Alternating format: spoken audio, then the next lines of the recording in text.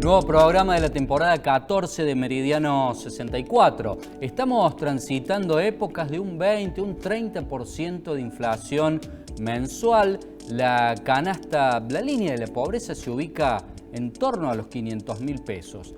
¿De quién es culpa todo esto? ¿Es culpa de Javier Milei? ¿Es culpa de la administración anterior? ¿Qué va a pasar con el dólar? ¿De cuánto puede llegar a ser la inflación en este 24? Para hablar de todo esto hemos invitado a un especialista. Estamos hablando de Gisela Veritier. Gisela, ¿cómo estás? Muy buenas noches. Hola Gabriel, ¿qué tal? Buenas noches. Buenas noches, Gisela, gracias por venir. A ver, Gisela, uno se pregunta, ¿este desastre económico que estamos viviendo es culpa de Javier Milei en su totalidad? ¿Es culpa de la administración anterior? ¿Hay responsabilidades compartidas? ¿Quién es el que tiene que pagar el pato de esta boda? Bueno, la verdad que venimos con muchos años de inflación, ¿no? Y la verdad que siempre, bueno, en múltiples programas tuyos hablamos de cómo debería haber sido un plan integral de desinflación y bueno, y en esto hay bibliotecas enteras escritas, ¿no? Pero sí tiene mucho que ver con cuáles son los caminos que se eligen para ir a esta desinflación, ¿no? La realidad es que veníamos con una inflación inercial muy fuerte, de hecho veníamos con dígitos, en noviembre tuvimos un 12% de inflación, ¿no? Es decir que veníamos con una inflación muy elevada que mes a mes estaba subiendo, pero el nuevo gobierno de Javier Milei interpretó, digamos, que el camino para disminuir la inflación es la libertad, ¿no? En eso, bueno, con su conceptualización de que en realidad la única causa de la inflación es el déficit fiscal, con la emisión monetaria, fue la medida concreta que tomó en una primera instancia, ¿no? Pero se olvidó de repente cómo impacta el tema de la devaluación del 118%, que esto vuelve a tener un impacto en precios, ¿no? ¿Y fue devaluación, Gisela? Porque ya el dólar durante la gestión de Massa se comercializaba a 1.200 pesos.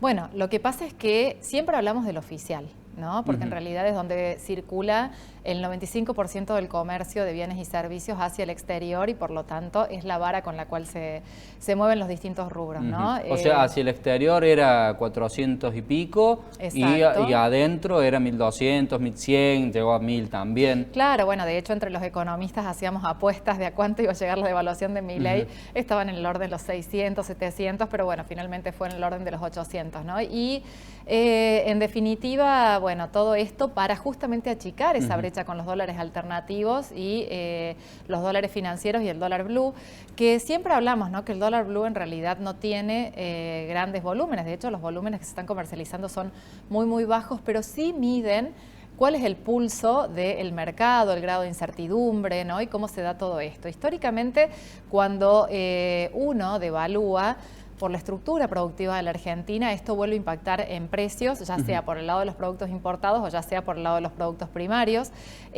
con lo cual siempre es el huevo o la gallina con respecto a las devaluaciones, ¿no? Entonces se devalúa, esto impacta en precios, que fue lo que estamos viendo, sumado a que en definitiva también se destaparon ollas de presión de los precios regulados que tenían pisados, que esto, aumento de combustible, aumento de la carne, de los alimentos, ¿no? Y ahora empieza una segunda discusión que tiene que ver con las tarifas, ¿no? La quita de subsidios en el presupuesto público, que esto va a ser de nuevo un impacto en precios, de nuevo un impacto en el poder adquisitivo. ¿A cuánto ¿no? se puede ir una boleta promedio con la quita de los subsidios? Bueno, depende mucho, ¿no? El otro día escuchaba justamente al presidente de EPEC que hablaba incluso de los diferentes escenarios entre Buenos Aires y Córdoba, ¿no? En donde en definitiva le preguntaban si después de aquí nos quitaron los subsidios hace bastante también, pero iba a impactar. El tema es que en algún punto no va a impactar tanto como en Buenos Aires, a lo mejor que estaban pisados. Que la tenían regalada directamente. Directamente, y acá en realidad va a volver a impactar porque está la parte de generación, distribución, tarifas. Yo no soy un especialista en esto, pero bueno, esto va a ser algo que va a terminar impactando nuevamente el poder adquisitivo, no solamente de provincia de Buenos Aires, sino el país en general, ¿no? ¿Y cuánto tiempo se puede demorar en estabilizarse la inflación, reducirse o tener algo normal, digo, como nuestros países vecinos, desde el momento en que se empiece a dejar de emitir y a reducir el déficit, que si uno suma el fiscal y el cuasi fiscal era superior al 15%, ¿no? Bueno, es muy buena pregunta esa porque en definitiva todo ese escenario está sujeto a supuestos, ¿no? El primer supuesto tiene que ver con cuántos dólares se acumulan, porque hoy en realidad el principal problema de la Argentina es la falta de dólares. Dejaron, ¿no? 50.000 millones de dólares negativos en las reservas si uno hace el cálculo de digamos, los dividendos que no giramos, los fletes que no pagamos. En esos números negativos, incluso, este gobierno se comprometió con el Fondo Monetario Internacional que íbamos a llegar a unas reservas netas, en cero, ¿no? Es decir, que se iban a tratar de acumular dólares para poder llegar por lo menos a cero. ¿Y ¿no? hoy en qué rojo estamos? Bueno, hoy estamos en el orden de los 15.000 millones de dólares, ¿no? Donde en realidad hemos reunido, en rojo, donde hemos reunido unos 5.000 millones de dólares desde que empezó esta actual administración, y todo pareciera que este gobierno apunta, ¿no? Por un lado, a que la inflación disminuya porque liberan los precios, que se produzca un efecto donde suben, pero luego se tengan que acomodar, sumado a que libera las importaciones, con lo cual necesariamente van a tener que competir por el lado de las importaciones con productos más baratos. Pero no hay dólares como pagarlas, ¿o sí? Bueno, eso es todo un tema, ¿no? Eso es todo un tema que estamos viendo ahora cómo se libera, y justo el Bopreal y todos los demás, cómo se sanea esa deuda, ¿no? Pero sí también, y por el otro lado, tiene que ver con el tema de la falta de consumo, ¿no? Porque el hecho de disminuir el déficit fiscal es un freno de mano para la economía muy fuerte. Hoy estamos en el nivel de desmonetización más bajo que hayamos visto en muchísimo tiempo y estamos empezando a ver qué sería el nivel de desmonetización. Falta de plata en la calle, ¿no? Ahora, por ejemplo, en el mes de diciembre, enero y febrero, todavía estamos viendo el efecto del aguinaldo y un movimiento económico de las vacaciones. ¿Y dónde está esa plata, Gisela? Porque la gente no la va a poner en un plazo fijo, que tienen una tasa ultra negativa, con una inflación del 25-30, no sé si llegan a pagar el 10%. Bueno, los esto plazos fijos. Es muy buena pregunta porque en realidad es lo que estamos viendo en las presiones de los dólares, ¿no? El dólar contado con liqui, por ejemplo, se está yendo a las nubes, y también el dólar blue, por varias cuestiones, ¿no? Primero y principal porque hay mucha incertidumbre, ¿no? ¿Qué es lo que vio el mercado? Estamos en una situación similar a la que se vivía previo a la elección general, con el dólar blue en torno a los 1.200 pesos. Yo te voy a dar un dato más. Sí. La corrida al peso que estamos viendo ahora está siendo más pronunciada que las elecciones 2023, está siendo más pronunciada que la de julio del 2022 cuando no tuvimos ministro, y también que la de marzo del 2021 cuando Guzmán amenazó con que no iba a pagar a los acreedores, ¿no?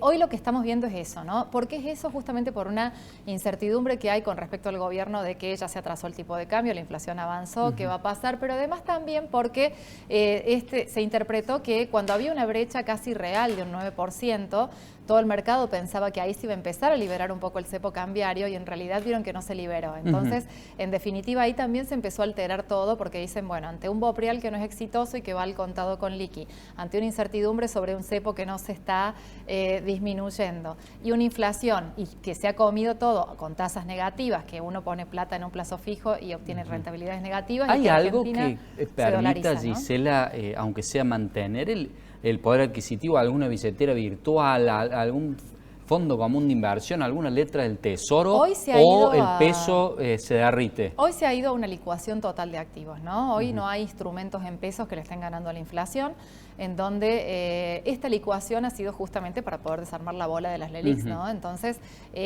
muchos están recomendando hoy que se vuelva a subir esa tasa para frenar incluso esta corrida que está habiendo contra el peso, y por lo tanto, por lo menos en este escenario, ¿no?